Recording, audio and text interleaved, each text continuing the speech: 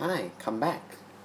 So, in this video, we are going to talk about another important topic in Introduction to the Probability. Okay, that is binomial and multinomial coefficients. You have seen some of this before, so it will be just a recap for some of you guys. Okay, so the definition of the binomial coefficient is n choose k. We call it n choose k. That is n factorial divided by k factorial times n minus k factorial.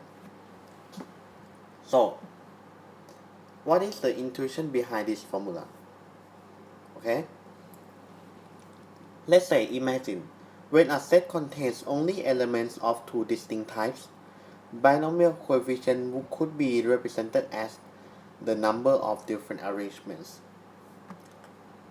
Let's say, for example, there are k identical red balls and n minus k identical green balls.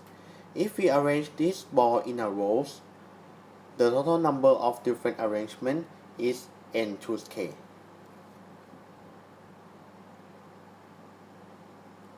So, it is simple with two items, but we do not want to stop there because we can generalize binomial coefficient into the multinomial coefficients. That is, with n distinct elements, we need to divide it into k different groups. So, previously, k is the number of elements in one group, right? But now k is the number of groups. And ni denotes the number of elements in the I group, such that this constraint holds. This constraint is this one. The sum of n1 to nk is equal to n. That is, we are going to partition these items. So, the number of different ways that we can divide n elements into k group is this formula.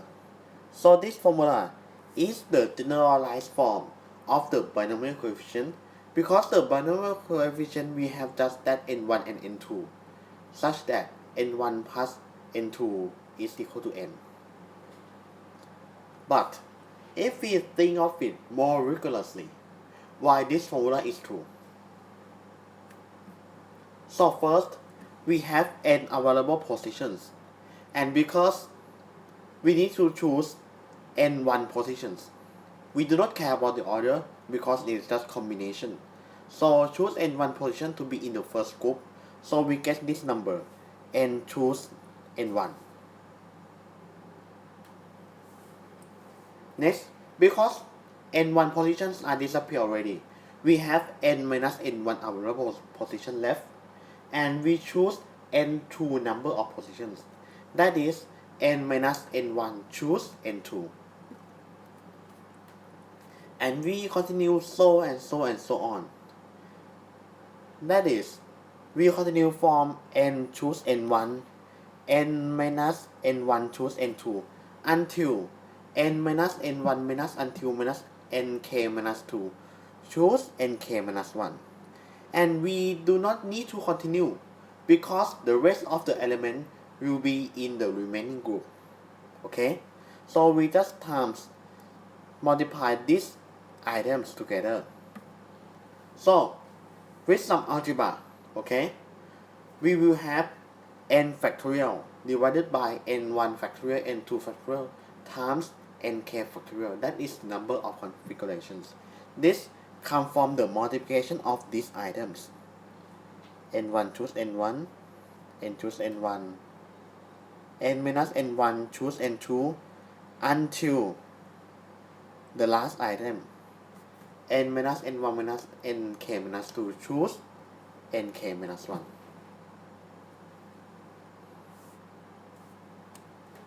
So, we talk enough about the theory. Let's go to some practice, okay? In this example, a deck of 52 cards contains 13 cards. Suppose that the cards are shuffled and distributed among 4 players, A, B, C, D, where each player receives exactly 13 cards, okay? So, we divided 52 into 13 casts of the 4 groups. That is the signal of the partition.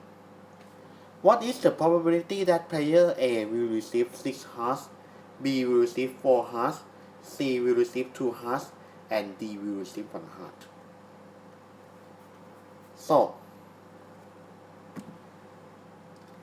the first solution that I'm going to show you is something like this. The number of ways that 52 cards that get distributed is this number.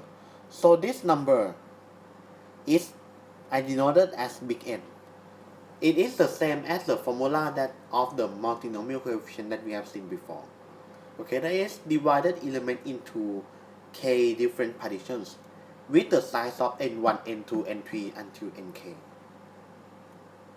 Next, the number of ways to distribute hearts, because there are 13 hearts, right?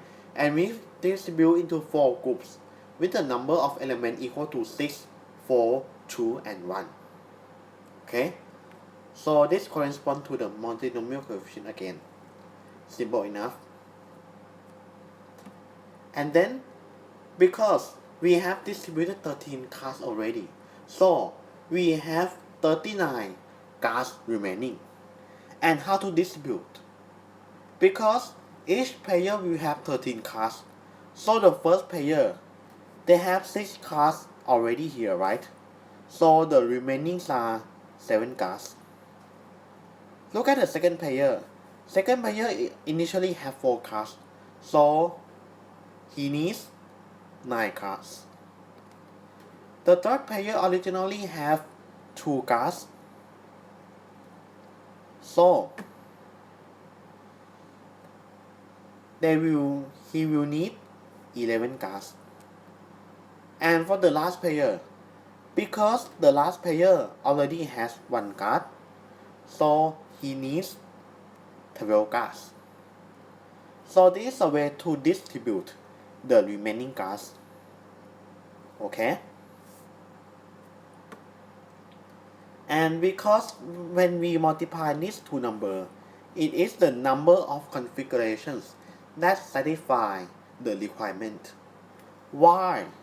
For the n is the number of configurations such that it distributes 13 cards equally. Doesn't need to satisfy any constraints. So the probability is m1 times m2 divided by n. Okay, this is the first solution, and I'm going to show you this same problem but different perspective. Okay, so let's go to the second solution. Suppose after we reshuffle the card, we arrange other cards into a row such that the first 13 cards belong to A, the next 13 cards belong to B, the next 13 cards belong to C, the last 13 cards belong to D. So this is the same problem, right? Because each player needs 13 cards, but we stated it differently. So the numbers of ways that all 13 hearts could be chosen into this position is 52 choose 13. Alright, so this is simple enough because if we do not need to satisfy any constraint and there are 13 hearts, so 13 places to go out of 52 positions, and we fix those positions by these terms. We fix first 13 cards, we fix the next 13 cards, we fix the next 13 cards, and we fix the last 13 cards. So to spread the hearts among all players, we have this number. Next, the number of ways that each group of cards chooses hearts according to the specification. That is where the constraint comes in, because we fix the position of these 13 cards already. So we can constrain such that the position that we fixed before, choose 6, the next position that we fixed, choose 4, the next position that we fixed, choose 2, And the last position that we fix, choose one, right? And this satisfies the constraint by restating the problem differently. So, the probability is y over x. This solution seems more simplified than the previous solution. And another thing that I want you guys to notice is that this solution does not use multinomial coefficients, right? So this means a problem can be stated differently and can be solved differently using different concepts. And this one we do not use multinomial coefficient at all. Okay, that's why I choose to present two solutions. The first one, the straightforward one, uses multinomial coefficient, while this one doesn't use multinomial coefficient but just stating the problem a little bit differently and use the concept of combination that we have studied in the last lecture. So, more interesting properties. These are the properties that you guys are familiar with. Okay? So, if you're interested in proving this, just prove this because it is straightforward from the definition. Is fun to prove but very straightforward, so I do not show here. And see you in the next video.